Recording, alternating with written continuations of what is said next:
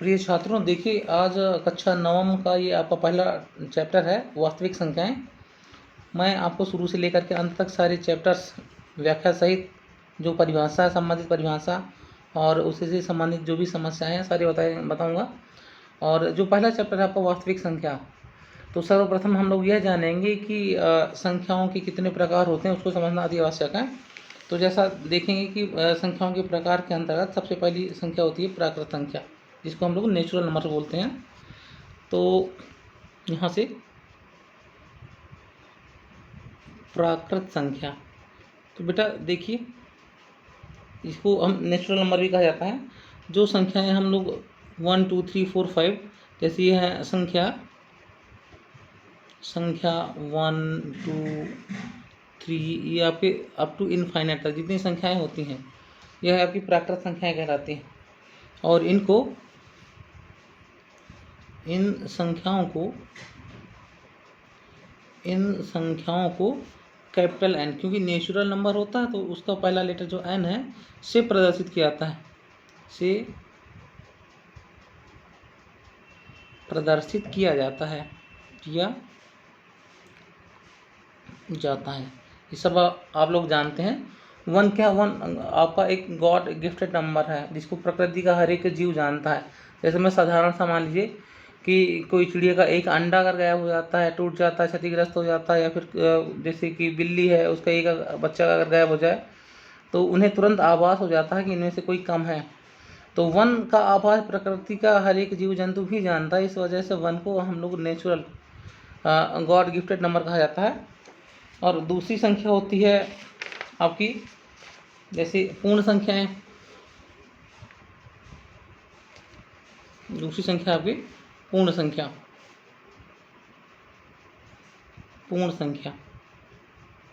तो बेटा इसमें क्या होता है, ज़ीरो, यदि ज़ीरो को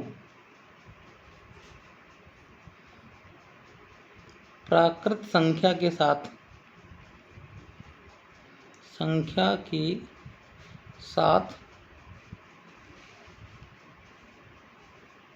मिला दिया जाता है तब क्या बनेगी सीरीज आपका 0 1 2 3 इनफाइनाइट तक। ये सभी आपकी पूर्ण संख्याएं कहलाती हैं। ये सभी क्या होती हैं आपकी पूर्ण संख्याएं कहलाती हैं। तो बेटा सबसे छोटी पूर्ण संख्या क्या हो गई आपकी 0 हो जाएगी। और सबसे बड़ी पूर्ण संख्या, जिस प्रकार से आपकी प्राकृत संख्या अनंत होती है, पता नहीं किया जा सकता, उसी प्रकार से इनको भी नहीं पता किया जा सकता, कुछ भी हो सकती है। और इनको हम ये जो होता है लेटर W, क्योंकि होल नंबर होती है, ये द्वारा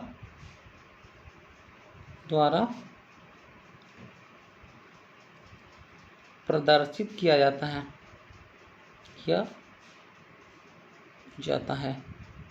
ये हो जाएगा आपका होल नंबर। एक प्रकार का ये सेट बनेगा जिसमें 1 0 1 2 3 इनफाइनाइट तक की नंबर सारी की सारी आ जाएंगी। अच्छा, नेचुरल नंबर के लिए क्या था, मैंने बोला था कि नेचुरल नंबर को हमेशा एन से दिखाते हैं और इसमें आपका 0 इंक्लूड हुआ था पूर्ण संख्या के लिए। 1 2 3 4 ये सारी नंबर आपकी नेचुरल नंबर हो जाएंगे। ठीक। अच्छा देखिए पूर्णांक संख्याएं, अब चूंकि एक एक करके सारी संख्याओं की जानकारी प्राप्त कर लेंगे तो अब आता है पूर्णांक संख्याएं। ये क्या होती है बेटा, पूर्णांक देखेंगे।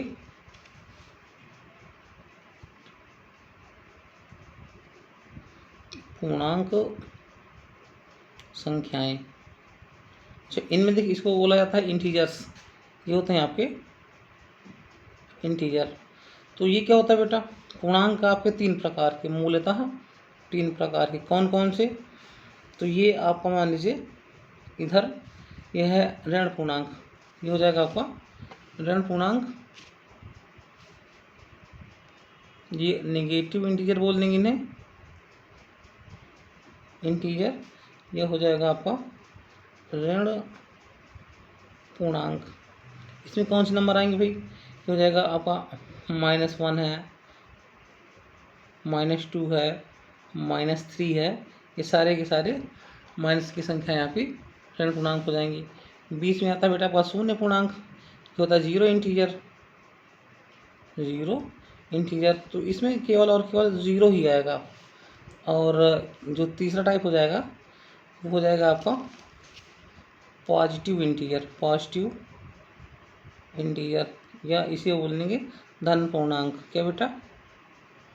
धन पूर्णांक। और इसमें जो नंबर होंगे ये आपका +1 +2 +3 इस तरह से ये सारी नंबर्स आ जाएंगी। ठीक, तो पूर्णांक आपके 3 प्रकार के हो गए, ऋण पूर्णांक हो गया, शून्य पूर्णांक हो गया और आपका धन पूर्णांक हो गया। ऋण पूर्णांक में बताया कि -1 -2 -3 अप टू जितने भी नेचुरल नंबर है उनकी अगर आगे माइनस का चिन्ह लगा दिया जाए तो वो आपका ऋण पूर्णांक बन जाएगा। शून्य पूर्णांक अकेले ही होता है और धन पूर्णांक सारी की सारी प्राकृत संख्या इसमें आ जाएंगी। अब देखिए परिभाषा आती है परिमेय संख्या की। परिमेय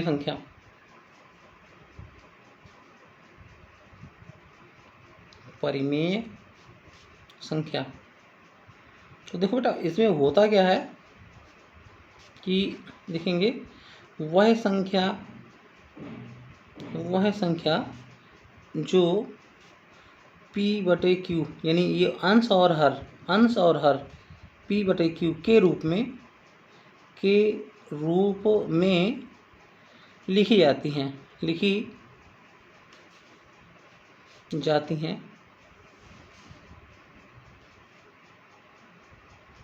जाती हैं और जहाँ P व Q पूर्णांक है। P और Q क्या होता है बेटा? पूर्णांक है तथा Q जो है does not equal to 0। Q आपका शून्य पूर्णांक नहीं हो सकता। ये आपकी जरूरी कंडीशन है जिसको फॉलो करना ही करना है। अब यहाँ पर P और Q दोनों पूर्णांक है, P और Q दोनों पूर्णांक और इनका रूप जो है अंश बटे हर के रूप का है। P और Q पूर्णांक होने के बावजूद भी Q कभी भी शून्य पूर्णांक नहीं हो सकता। तो देखिए जितने भी प्राकृत संख्याएं हैं सारे आपके परिमेय संख्या ही है, क्योंकि किसी भी संख्या का जो हर है उसका एक रूप माना जा सकता है, एक वहाँ पर माना जा सकता है, इस वजह से वो आपका P/Q के रूप में बन जाएगा। अच्छा देखिए जैसे मैंने लिखा 4, तो 4 को लिख सकता हूँ मैं 4/1, तो ये हो गया P और ये हो गया आपका एक हो गया Q। आपको देखिए यहाँ पर छिपा रहता है, लिखा रहता है, लिख के अगर देखें तो ये Q का मान हो जाएगा। तो यहाँ पर देखिए ये भी पूर्णांक है, धन पूर्णांक है, ये भी ऋण पूर्णांक है, या ये आपकी परिमेय संख्या बन गई। या अगर यहाँ पर -5 कर दिया तो -5 को भी मैं लिख सकता हूँ -5/1 करके, तो ये हो गया P की वैल्यू और ये हो गया Q की वैल्यू।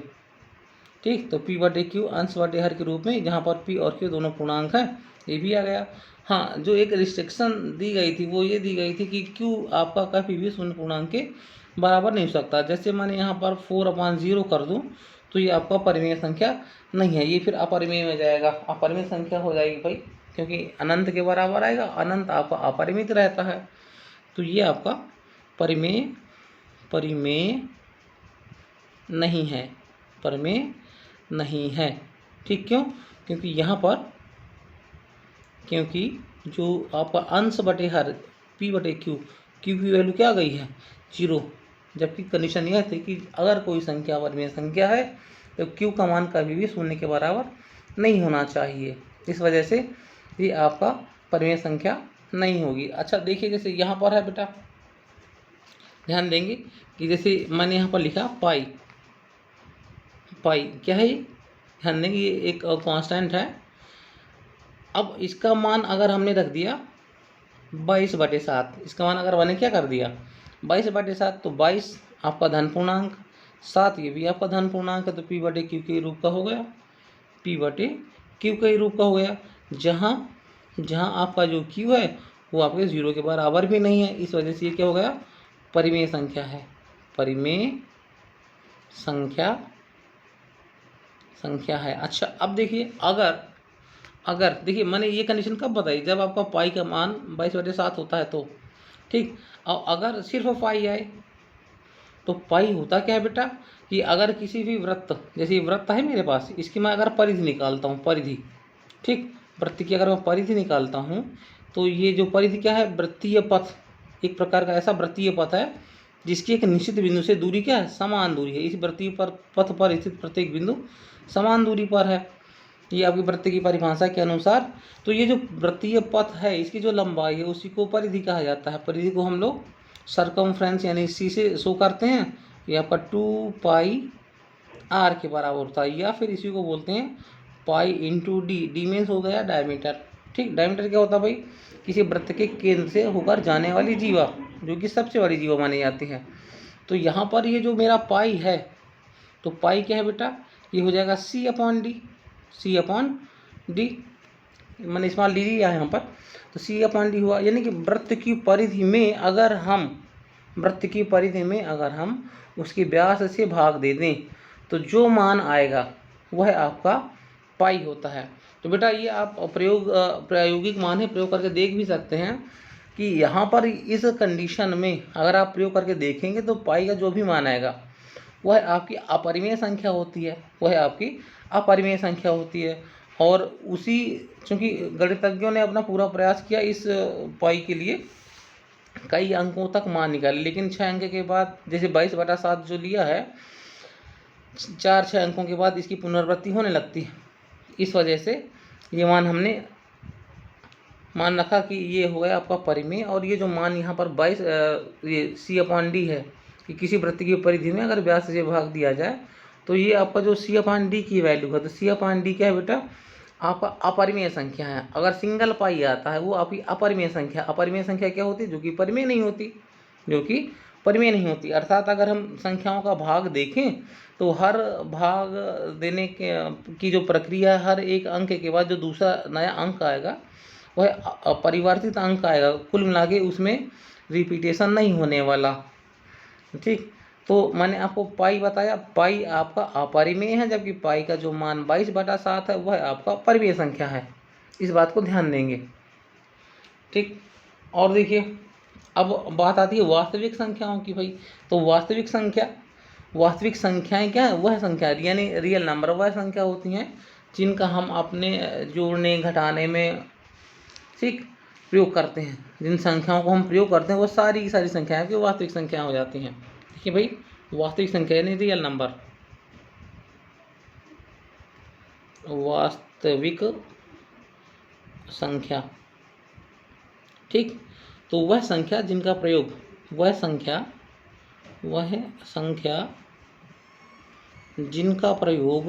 जिनका प्रयोग हम दैनिक जीवन में करते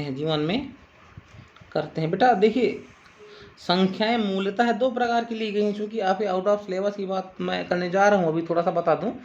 एक हो जाएंगी वास्तविक संख्या, दूसरी हो जाएंगी काल्पनिक संख्या। तो ये आप इंटरमीडिएट में पढ़ेंगे कि काल्पनिक संख्या क्या होती है। काल्पनिक संख्या 2 भागों से मिलकर बनती है, जिसमें आपका देखिए काल्पनिक संख्या क्या होता है, उसमें आपका इंटरमीडिएट में पार्ट है। लेकिन मैंने आपको संख्याओं के 2 भाग बताए, जैसे वास्तविक और काल्पनिक। तो वास्तविक में मैंने बताया कि वह संख्या जिनका प्रयोग हम दैनिक जीवन में करते हैं, सम, विषम, भाज्य, अभाज्य, ये सारी की सारी संख्याएं।